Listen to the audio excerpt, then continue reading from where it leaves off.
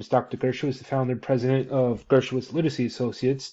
Today, we're proud to have a very special guest with us. For those of you joining us for the first time, Gershowitz Literacy Associates and Gersh Talks is an opportunity for stakeholders from diverse backgrounds to come together and engage in conversation regarding education. We'll have some fun along the way. And without further ado, I would like to have our uh, guest go ahead and introduce himself. Thank you so much, Dr. Gershowitz. My name is Eric Hagarty. I am the former Secretary of Education in Pennsylvania and looking forward to joining you for the discussion today. Is waking up and celebrating. After a decade of financial recovery, the district made an announcement last night that no other district in state history has ever made. Marshall Keeley has more from York County. It's an announcement a decade in the making. After 10 long years of hard work, the school district of the city of York is no longer a district on the road to recovery, but instead is a district recovered.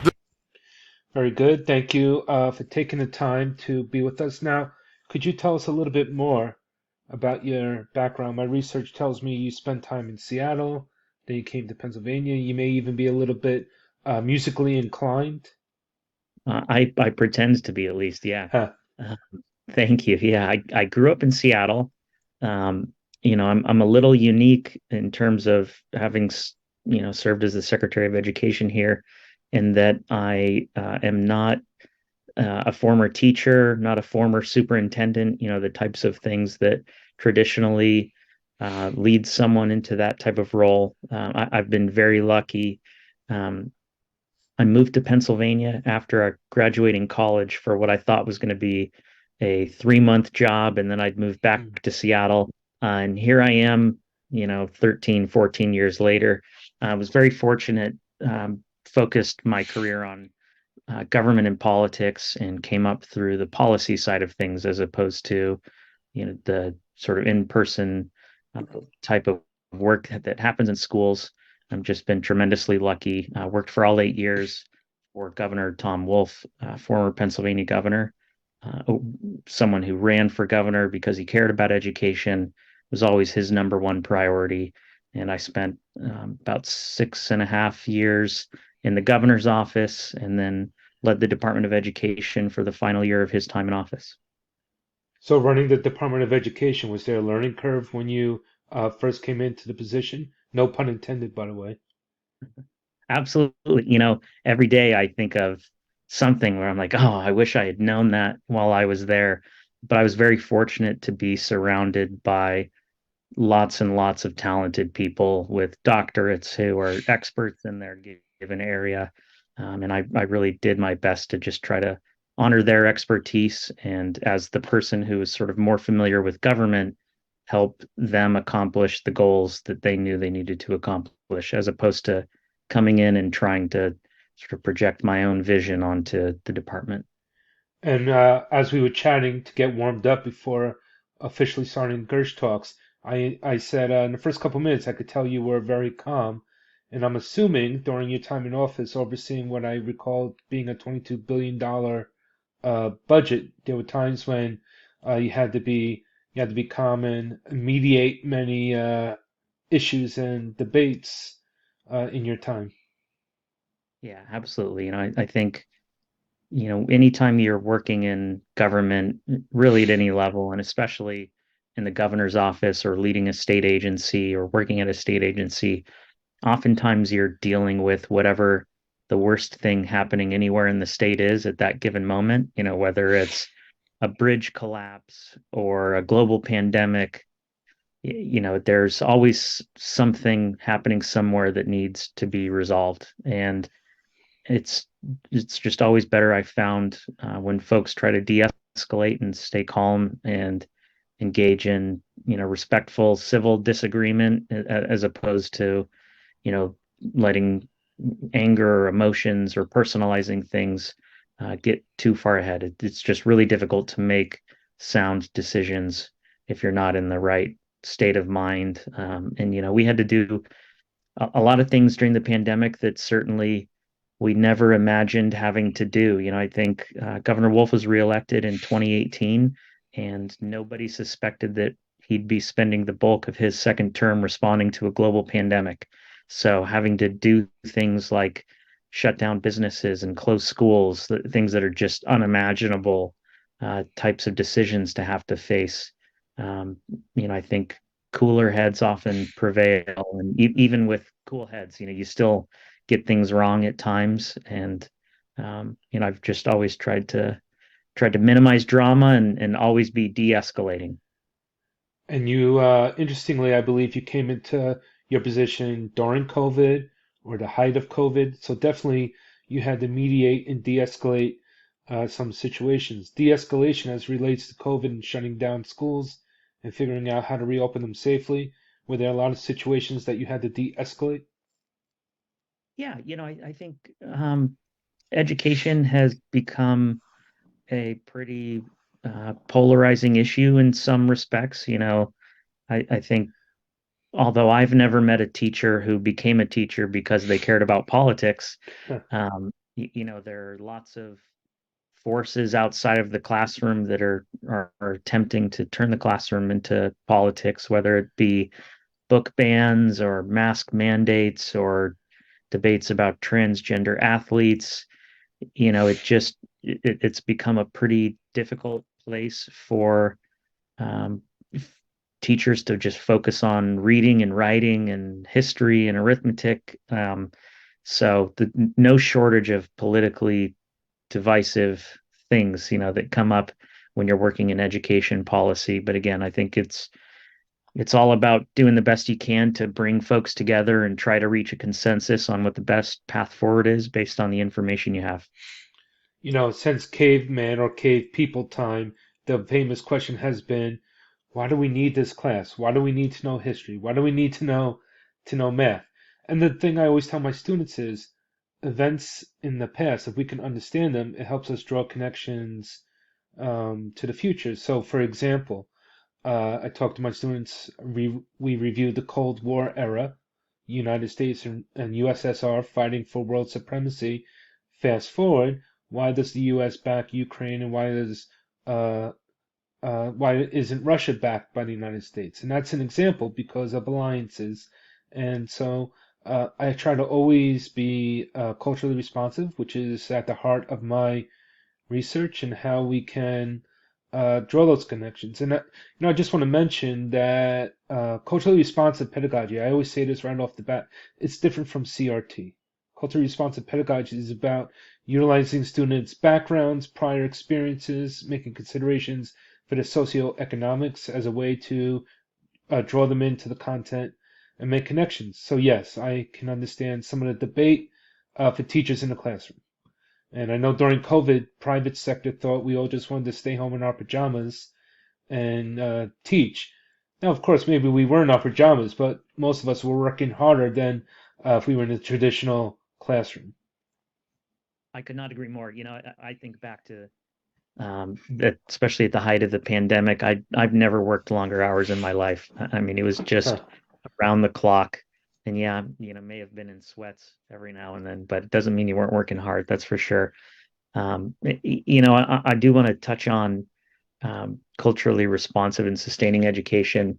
It's something extremely important to me. I'm really proud that in my time at the Department of Education, we published regulations that established culturally responsive and sustaining education academic standards.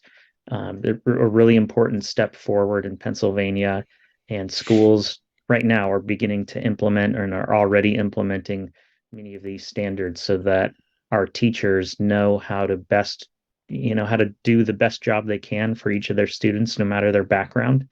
And I should want to emphasize the same thing you just did, which is that it is not at all connected to CRT. I think um, study after study shows that students have much better outcomes when they have the opportunity to learn from a teacher who looks like them, has shared background and experiences, is culturally responsive, and that, although of course race is an important component of that, it's not just about race. It's about socioeconomic status, religious faith. A great example is if I was a teacher here in Pennsylvania, we have a large Mennonite community. I'm not a Mennonite, but if I went and was teaching in a school with a high Mennonite population, it would probably be helpful for me to know a bit about Mennonites to make sure that I'm connecting with those students in a way that the content I'm trying to teach resonates. So I just think it's so important, and we're not doing right by students if we're not connecting with them in a culturally responsive way. And because you do have a political background, what was it like trying to navigate these new standards through the legislature, especially in an era of parent choice? And you mentioned earlier book bans. Yeah, Governor Wolf, of course, was a Democrat, and both chambers of our House and Senate were controlled by Republicans for all 8 years. And so bipartisan compromise is something that certainly is not always easy. And you can see that with what's happening at the federal level right now. But I'm really proud of a lot of the bipartisan accomplishments throughout Governor Wolf's time in office. And these culturally responsive and sustaining education competencies are a good example of that. They were included in our school code bill and adopted unanimously by our State Board of Education. Our independent regulatory review commission approved them unanimously, and that's made up of Republicans and Democrats. So I think again, it kind of gets back to engaging people where they're at and being respectful and um, trying to build a consensus. One thing I will say to anyone who's trying to do work on advocacy in this space, um, I have never seen someone change their heart or mind by being belittled or yelled at.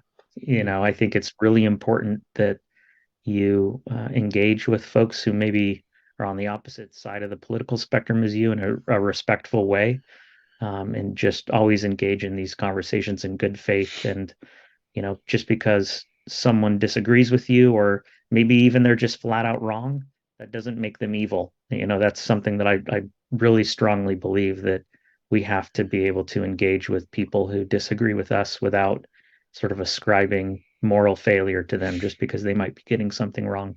I certainly, get things wrong all the time, and I would like to believe that doesn't make me evil. But Yeah, my wife was just telling me how wrong I am about cleaning up around the house. That that might remind, that might make you evil. It's when yeah. it comes to cleaning the house, that's a bridge too far.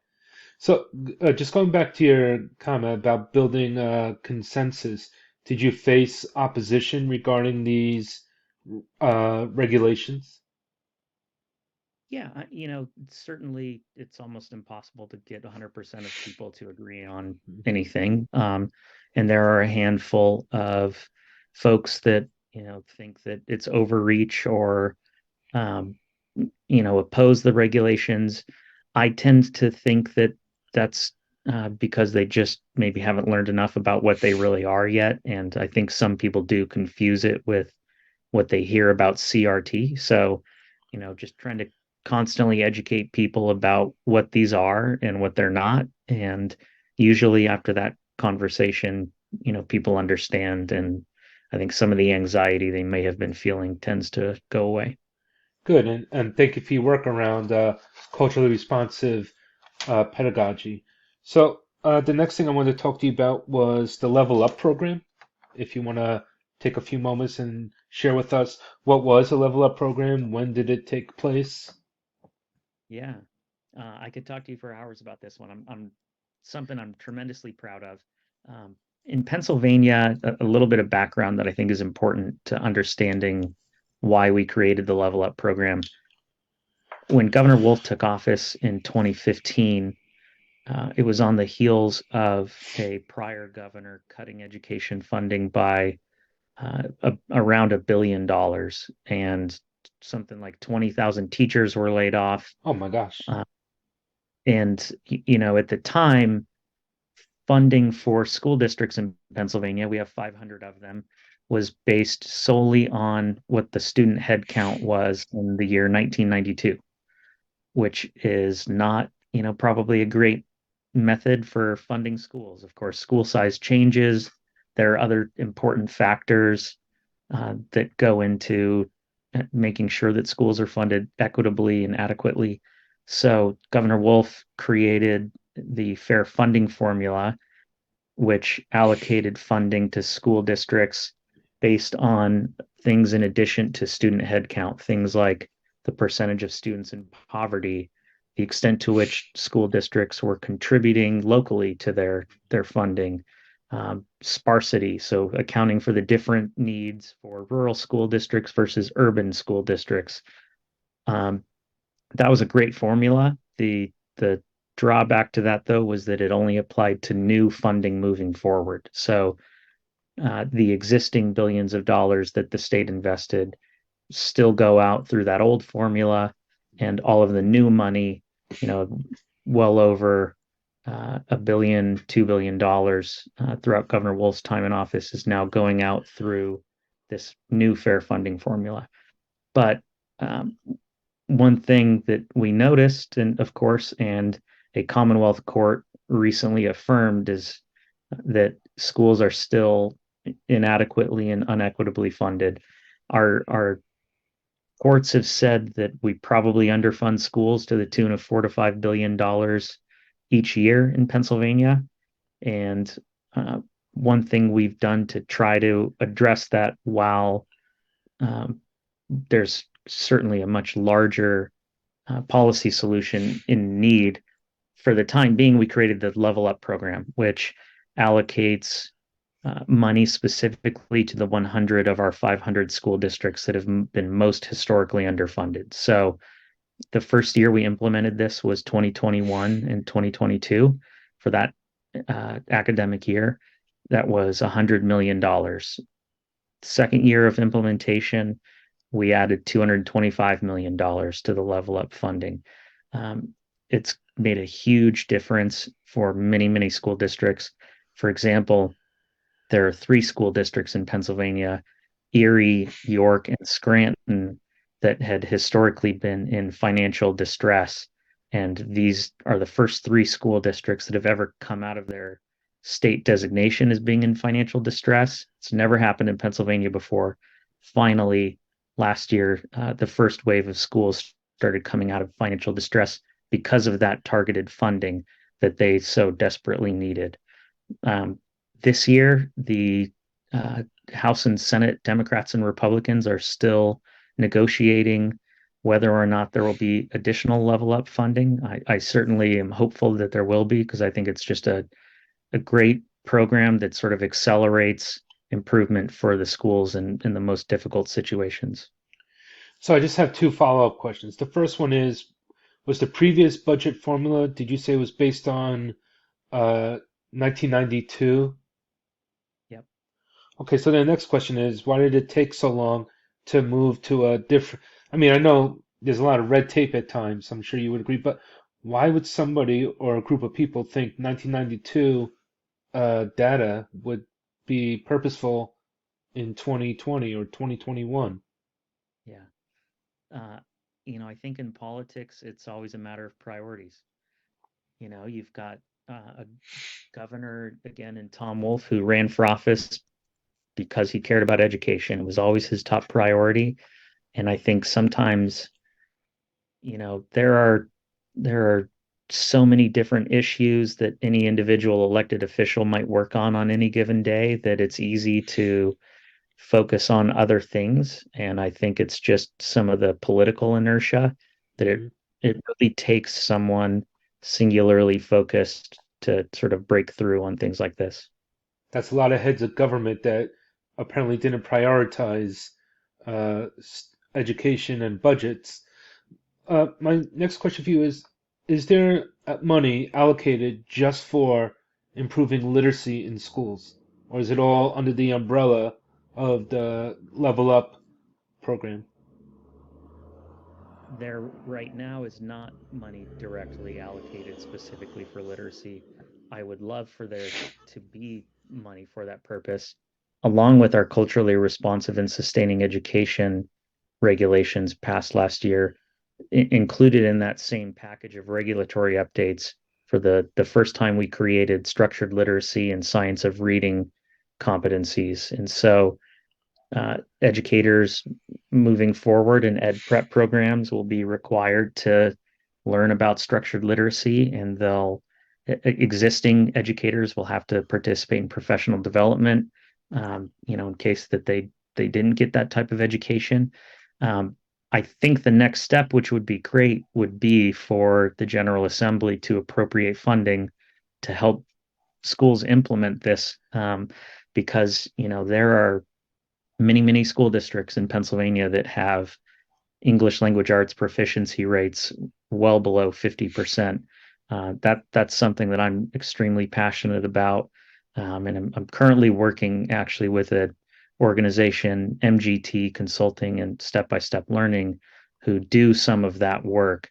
And I think it's just essential that um, schools sort of start to catch up with this. I think you probably know that this isn't new, right? We folks have known about this for quite some time, but I think government is finally catching up and starting to make statewide policy that moves us in the right direction.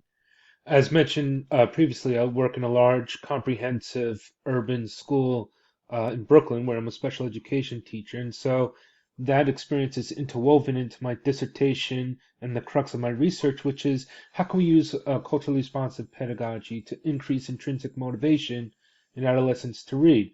Meaning they're not just there, for the A, the B, the C, the 85, the extrinsic motivations mom, dad told me. My research focuses on creating a love for learning from the inside out, but maybe I should also do a little bit of my own learning on government impact on such programs and allocations of money. You would think, or I would think that, education would be number one.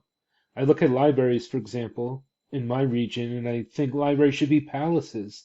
Libraries should be wonderful places that students want to go to. And I've seen some good libraries here on Long Island, but education, there's still a gap that we need to try and close. And it sounds like that's the work you're doing. Absolutely. My mom worked in a library, so I am personally very passionate about libraries.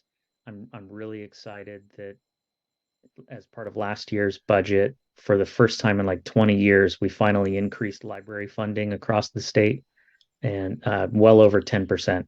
And so, um, you know, I think a lot of people, if you haven't been in a library recently, you might think that all they do is check out books, Huh. when in reality, checking out books is about 5% of a librarian's job. These really are places that are community centers where people seek shelter from the elements, where people access the internet, where young students play with 3D printers and all sorts of advanced technology. I would encourage anyone listening, if you haven't been to your local library in a while, go check it out, because I think it might amaze you in terms of the number of services they provide. And as an aside, talking about technology and libraries, I happened to come across a book from the school library that still had one of those cards, you put it through the machine, check it Yeah. out. And I showed it to my students. They had no idea what it was. I showed them, everything is Google now. You type in Google Scholar, whatever the case may be. I started showing them a card catalog, that long drawer you pull out and you look for your book, and then you go into the aisles. They didn't know what that was. So Yeah. to a certain degree, libraries have come a long way. There's certainly programs targeted towards different populations, which is great, but I still think we have a ways to go. It's 2023, but there's still a gap to close in literacy. And I think if we can close that gap in literacy, it'll create students who are college or career ready, and ultimately it'll contribute to a state's economy in a positive way. So it should be seen that budgets allocated for literacy, budgets allocated for school programs are really an investment. It's an investment that'll pay dividends down the road. But it's like when you buy solar panels. Initially it's an investment. You're not gonna get any money back for a while. But if we could take a look at both quantitative and qualitative research upon using that budget more geared towards reading and literacy, I think it would paint a pretty good picture for those who are maybe unfamiliar with the importance of literacy in schools. Yeah, it's pretty impossible to thrive in the world if you don't know how to read. And so, even just selfishly, I think folks should care about literacy because, if 35% of students in a particular school district are proficient, that means 65% aren't. That's 65% of people that, had they been taught effectively to read, maybe we're going to go on to become a doctor and cure cancer or invent some incredible new technology. We're really shortchanging ourselves if we don't make these investments because it's this future generation that we need to educate and make sure they're prepared to, help us as we age. So And literacy is so fundamental in terms of just being able to go into the community and navigate, being able to read a subway map, being able to read a program for the arts, being able to look at a bill and be able to understand it. I still don't understand my bills and why they charge me so much money. But that's just an aside. But even at the most basic level, being able to navigate the real world with reading, be able to go into a job and read an application and fill it out correctly. There are still students that don't haven't had that experience and don't understand, and so reading and literacy are really, really key, and it's something that I appreciate that you're continuing to work on it. I'm hopefully contributing in some way with my work, and so it's very important. yeah, no, thank you for everything you do. Again, yeah, it's absolutely essential to be a healthy, thriving human being. So your mother was a librarian, so as a child growing up, I'm certain that reading was at the center of everything. I was very fortunate that I was always surrounded by books. Both of my parents, avid readers. Um, the library, one of the libraries my mom worked at in Washington State was pretty small. It was like a two-room library. There are some just beautiful, enormous libraries in Pennsylvania that we're lucky to have. She worked in a pretty small one. There were maybe, three Mm. or so folks that pitched in and contributed, but it was a source of, lots of books that were always around us. I started reading at a pretty early age because of them. And I attribute a lot of my luck and success to the fact that, they gave me that sort of head start. We'll get to this at the end with a bit of laser questions. So, five quick questions, whatever pops into your head first. But I'm happy to give you a heads up as to one of the questions. It's either going to be, do you remember your first book you read, or what is your most favorite book? So just put that in the back of your mind, and I will get to it towards the end here. Okay, so taking a look here, a conversation regarding social emotional learning and the impact of COVID. What role did you play in that, and what specific policies did you implement? Yeah, in Pennsylvania, we've been uh, moving towards expanding social and emotional learning, and I understand that some folks take issue with that. Like anything in education, there are always healthy disagreements about whether things are the right focus. I think it's essential myself. Recent surveys of our student population have shown that around 20% of our K-12 population considered suicide in the last year, which is just a staggering number. I myself am someone who grappled with suicide when I was in second grade, and I think young people are telling us that mental health is a major challenge, especially, this onslaught of social media plus the trauma of going through a pandemic while you're that age. I think a lot of people, maybe forget that 1 million Americans died during the pandemic, and those are kids as parents, uncles, grandparents, just a tremendous amount of suffering that these kids have gone through. And it's magnified because of all of the other societal pressures. And so I think it's essential that schools help teach kids, how to manage their emotions, how to be sort of healthy, contributing members to their society, bullying prevention, suicide awareness. And I really think that this next generation coming up are the most emotionally intelligent generation that we've ever had to date. I always tell people it's the adults I'm worried about, not the kids. I when I go to classrooms, I'm just amazed by the kindness and generosity of youth these days, and I think that is in part due to um, the hundreds of thousands of teachers that are doing their best to impart social and emotional learning. And it's just essential.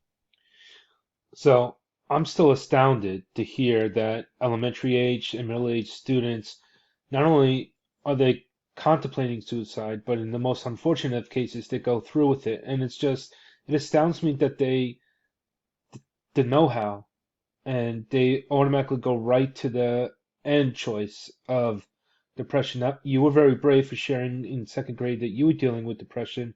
What was the cause? What was the antecedent to your experience? Yeah, I've thought about that question a lot, and I don't have a great answer. I'm very fortunate that my mother got me into counseling and therapy very quickly.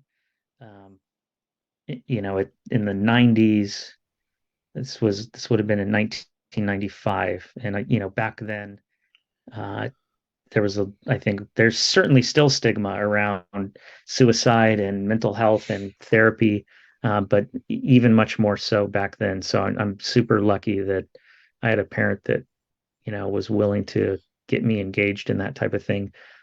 I've always struggled with anxiety and depression.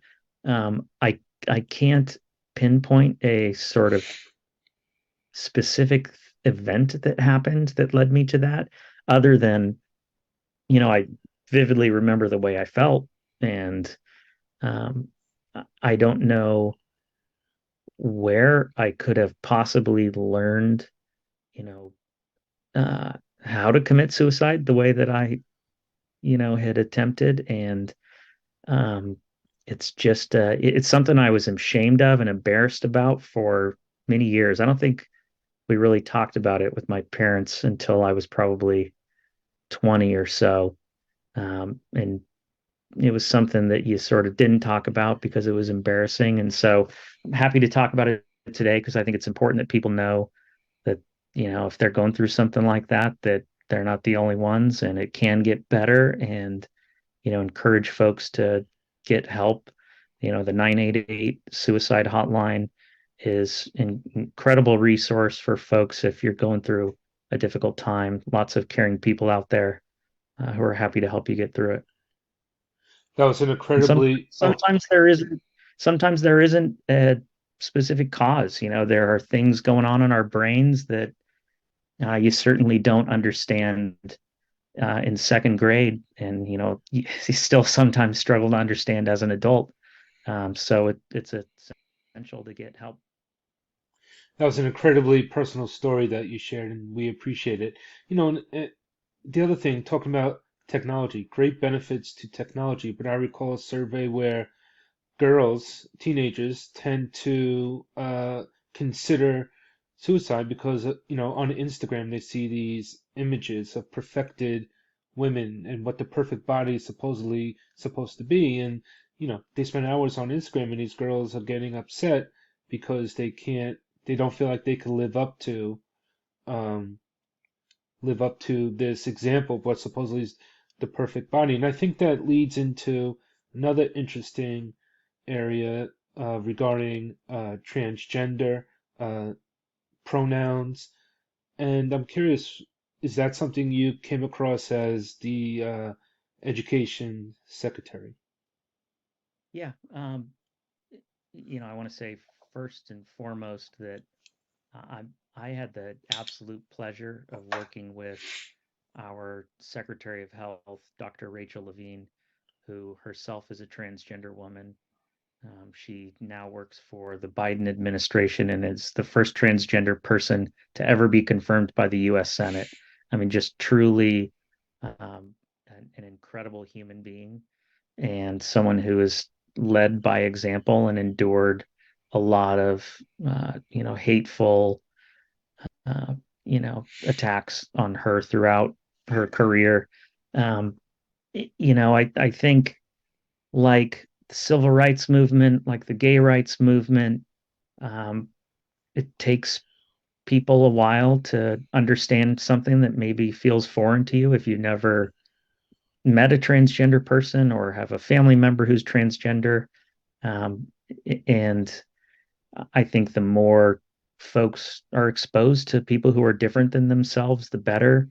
Um, you know, there was one instance while I was at the Department of Education where, we have resources on the department's website that are intended to help teachers uh, make sure that they're creating an inclusive and welcoming environment for transgender students if they happen to have one.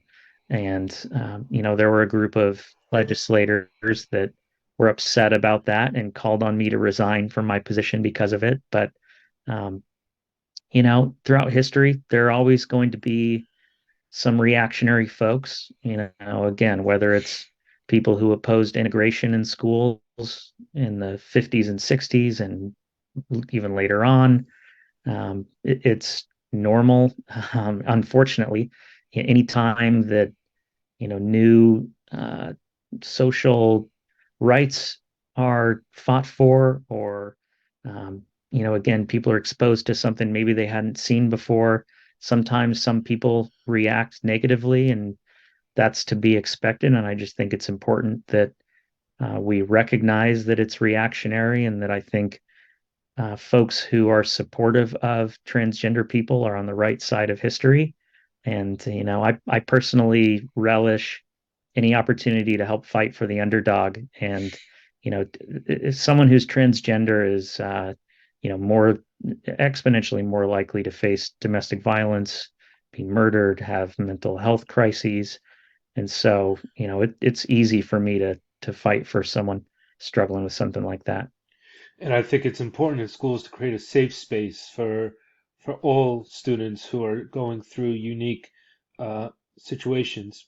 With calls for you to resign, I'm assuming you stuck to your beliefs and you weren't going to be bullied into changing uh, your beliefs and policy. Yeah, that's right. Like I said, one of the unfortunate realities in politics is, you know, someone could stand up and say the sky is blue, and there would probably be someone that, would call on you to resign and disagree with you for it. So, um, you kind of just have to take things like that in stride. You get attacked on social media for different things, but um, again, I think if you have the courage of your convictions, you just sort of keep sticking up for the right thing. And, I am extremely confident that with every day that passes, uh, respect for transgender people and the LGBT community in general go up. And I'm happy to be an ally in the fight for progress. And so you transitioned into the private sector to continue this work. Is that correct? Yeah, private sector. I'm doing some consulting now. I've got some really great clients that I believe in, folks that are doing work to diversify our educator workforce. We were talking about culturally responsive pedagogy earlier. Um, in Pennsylvania, fewer than 7% of our teachers are people of color, even though nearly 40% of our students are students of color. And so if we're going to be responsive to this population we're supposed to be serving, we need to diversify our educator workforce. So, I'm working with the Pennsylvania Educator Diversity Consortium on that issue, uh, working on early literacy issues with step-by-step learning, working with a company called Certify Ed that helps educate students on financial literacy. So yeah, it's been a great opportunity to help continue to try to make progress in some of these areas that are important to me. That's great. And I think for those of us or those who are joining us, and we've used the term culturally responsive pedagogy, We've used financial literacy. I think it would benefit to provide some people with resources. And so for culturally responsive pedagogy, the simplest thing you could do is Google those terms. You can also look up Geneva Gay. She was one of the pioneers of culturally responsive pedagogy. And I think also literacy, it's not just putting your head into a book and reading. That's enjoyable, don't get me wrong, but you have financial literacy, which just the idea, I don't use a checkbook. I don't know if you use a checkbook, but just balancing and if it wasn't for Chase, by the way, and keeping a running tab for me of all my purchases, I don't know that I could balance finances. But it's important. Just simply going into a store and being able to make sure you're getting the right change, making good decisions so you don't end up in debt. So literacy comes in many different forms. There's financial literacy, there's cultural literacy, there's traditional literacy, and so it's a wide range of things that each deserve to have devoted attention to. And so it seems like the majority of your work is continuing with education. Yeah, I think I probably about half of the folks I'm working with work on education related issues, which again is something I'm passionate about, and it's been a great opportunity to continue to push on for those things. And I am also enrolled in grad school, so I am I saw that. uh, attempting to get my MBA from the University of Pittsburgh. I mentioned I'm a little of a non-traditional Secretary of Education. I think I'm the least educated Secretary of Education ever because I only have a bachelor's degree. So I'm trying to rectify that, and I'm in my first semester now, and it's just been an incredible opportunity to learn from some really great people there. Well, good luck, and it seems like you haven't stopped being busy. And I would like to rewind a little bit. You know, you don't just wake up one morning, I don't believe, and say, I want to be acting secretary of education. I want to be deputy chief of staff or chief of staff for 6 years. What got you into politics? My parents will tell people that when I was like 5 years old, insisted on watching the local news. Hmm. I don't know what it is. There's something wrong with me. I've just always been drawn to government and public service, and uh, um, it's just sort of core to who I am. And what's your I didn't grow up, necessarily dreaming of a specific position. I just kind of always knew that public service was a calling of mine. I don't imagine you at 5 years old standing in the mirror, tightening your tie, putting your suit jacket on. I want to be education secretary. What is your governmental resume? So you were acting secretary of education. Before that, you were deputy or chief of staff for Tom Wolfe. Is that correct? Yeah, I got my start actually on political campaigns. I was the campaign manager for the mayor of Pittsburgh, and worked for Allegheny County Executive Rich Fitzgerald for some time. Worked in his office at the county level, and then helped run Governor Wolf's campaign in 2014. After that, served as the chief of staff of our state economic development agency, and then moved into the governor's office as his deputy chief of staff, overseeing education, transportation, healthcare, human services, and then moving on to serve at the Department of Education. So I've just been tremendously lucky that people keep giving me these jobs that I'm not qualified for, and just tried to make the most of it. That's humble of you. Of course, I'm sure there's something that stands out. Maybe your ability to mediate with people. I say when it comes to me, they went through 14 other people, and then they just said, okay, let's bring that Gershowitz guy in and give him a role to serve. But that's really a diverse background of experience. I'm sure that makes your resume pop uh, compared to others, as it should. So as we wrap up here. Uh, I think we covered a wide array of topics. Is there anything you would like to share with those who will be watching this fifth segment of Gersh Talks, which, by the way, will be posted on our website? That information will be posted at the end. Also, Eric's welcome to provide any information that he would like, should you want to get in touch with him or read more about his work. But any topics we didn't cover that you would like to mention? No, please, folks want to connect on Facebook, LinkedIn, Instagram, whatever. Would love to meet other people that are passionate about this stuff. So thank you. And now I guess thing top of my mind is now I'm nervous about these rapid fire Oh questions. yeah, oh yeah, yeah. I think you'll do okay, but they are rapid fire questions for you. So I'm gonna go ahead and get started. Hopefully you remember my book question and you were doing some research in the back of your mind. So we'll start off favorite food. Ooh, favorite food. Shalit's Thai Bistro on the Carlisle Pike Nice. in Harrisburg. My wife and I spent quite a bit at a cabin we rented in Waynesboro, so I don't know the relative distance, but we'll definitely put that on our to-do list. Okay. Best Thai food in the world. You wouldn't think that you'd find that here in central Pennsylvania, but you will. Is Thai food spicy, by the way? Oh, it can be there. Yeah. Okay. At this restaurant, super spicy is like a 4, and they go all the way up to a 10. So if you're feeling really brave, you Huh. can venture up that scale. I don't do spicy, but I'll take your recommendation and we'll try it out. Favorite vacation spot? Deep Creek, Maryland. That's where my wife and I got engaged. Oh, very good. Excellent. Next question for you.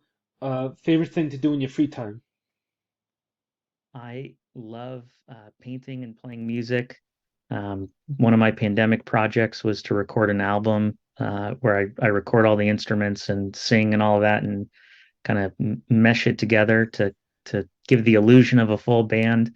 I've been playing lots of different instruments since I was really young, so music is a passion of mine. You know, if you're looking for someone who can just about navigate Spotify and you want to add that to your album, I'm your man. So you just let me know. There uh, you go. Yeah, yeah, it's on Spotify if you're looking for it. and I think that's probably another type of literacy, by the way, music literacy, cultural literacy. So next question, the big one. Do you remember the first book you ever read as a kid? It would have it, the first book, if you want to call it that, would have been Clifford, the Big Red Dog. Huh, But once I classic. graduated to sort of larger books, I was obsessed with Goosebumps. I think I read every single Goosebumps book that R.L. Stein ever published. I read all kinds of journals, I read all kinds of novels, but not too long ago, I purchased a tin 5 book set of Goosebumps because I got Goosebumps thinking about Goosebumps, so I bought Goosebumps, and that's a good choice. Love it. What's your current favorite book? A book that changed my life that I read in college that I just think is one of the most stunning things ever written is Souls of Black Folk by W.E.B. Du Bois. It was the first African American to get a PhD from Harvard, I believe, uh, a founder of the NAACP. This is a book that he wrote in the early 1900s about the experience of being Black in America. And it just totally opened my eyes to, um, everything that folks who aren't like me experience. And he talked about sort of cultural responsiveness was uh, you know, just totally changed my life and would encourage anyone to read that book with an open mind. Very good. And then the final question, favorite song. Ooh, This should send you for a whirl. yeah, there are lots of them, but I'll tell you, That Thing You Do from the movie That Thing You Do, Good movie with Tom Hanks. Tom Hanks takes place in Pennsylvania, and just I don't think there's a catchier song in existence than the title track from that movie. A lot of good things come out of Pennsylvania. That thing you do, I think there's a lot of history. My wife and I have spent quite a bit in historical Pennsylvania. And as we wrap up here, I'll just tell you an interesting tidbit. My wife's name is Eleftheria. She's born and raised in Greece, which, by the way, that's how I get myself into so much trouble because I know which buttons to press. And then I end up saying, I'm sorry, I was only kidding. Please don't. Um, but if you go to the Liberty Bell, they have some abstract art of the Liberty Bell, and at the top is my wife's name, Eleftheria, which translates to freedom. Is So, that right? Wow. so in terms of, yeah, thank you. So in terms of your art background and my wife, I think we put a nice bow on our time together today. And so, my name is Dr. Gershowitz, the founder and president of Gershowitz Literacy Associates. Uh, we provide individualized tutoring, consulting, and parent workshops. Our phone number is 631-803-2752. At the end, we'll post a QR code to easily access our website. And our special guest today is former Acting Secretary of Education, Eric Hagarty. And if people want to reach out to you or learn more about you, you mentioned Twitter early. Where else might people be able to read up on your initiatives and goals for education? Yeah, Twitter, Facebook, Instagram, LinkedIn. I'm Eric Hagerty on all of those respective sites. So yeah, please reach out. Okay, very good. Well, thank you again. And that's a wrap.